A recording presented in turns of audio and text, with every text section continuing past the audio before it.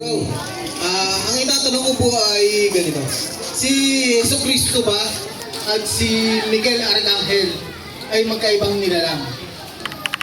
Opo. Hindi ho sila kahit kailan ay magkapareho. Si Miguel Arcangel ay isang anghel.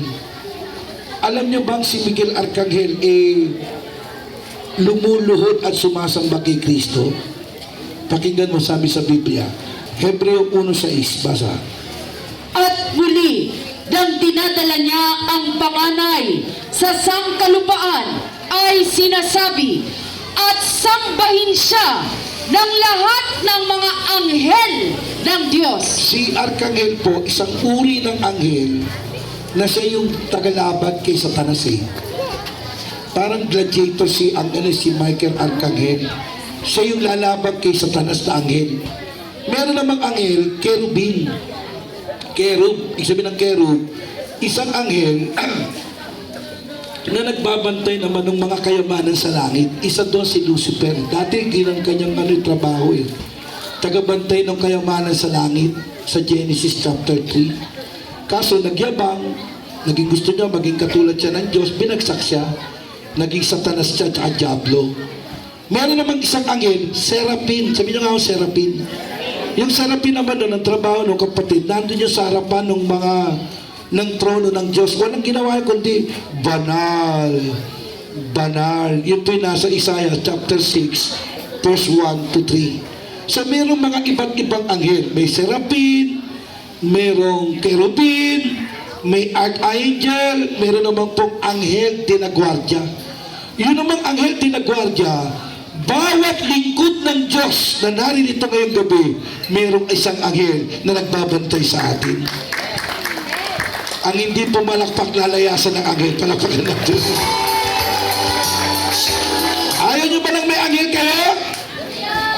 Basa, 34:7 ng awit. Talaga bang may anghel tayo, Jay? Pag nagbibiyahe tayo, bakibasa, 34:7 ng awit. Basa.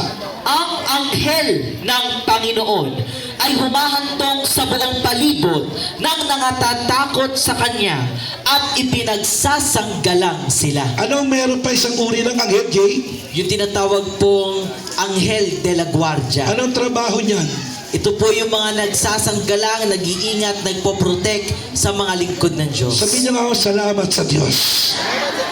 Kaya pag uwi niyo mamaya, may kasama kayong mga anghel ng Diyos. Palakpakan po natin ang Diyos. Okay na, bro? Hindi ho si Lucifer, hindi si Michael Arcangel, ay si Kristo. Si Michael Arcangel, ito revelation to, bro. Si Michael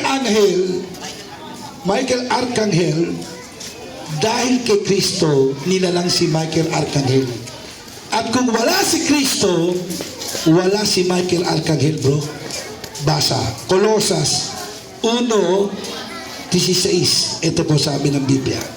Sapagkat sa Kanya nilalang ang lahat ng mga bagay sa sangkalangitan. Kay Kristo pala yun eh. Sapagkat sa Kanya nilalang ang lahat ng mga bagay sa sangkalangitan.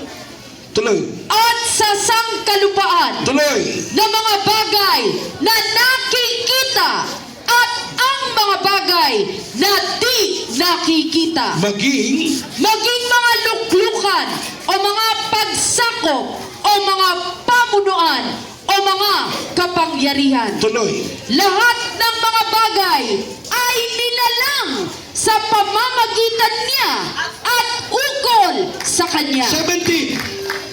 Ano si Kristo? At siya'y una sa lahat ng mga bagay. Palakpakan ho natin ang ating Panginoon si Kristo. Kaya pag wala si Kristo, walang Michael Arcangel. Juan 1:3, pakinggan mo kapatid. Basa. Ang lahat ng mga bagay ay ginawa sa pamamagitan niya. At alinman sa lahat ng ginawa ay hindi ginawa kung wala siya. Amen! Amen. Ayun, salamat bro. Malinaw ba sagot? Salamat. Palakpakan na natin ang Diyos.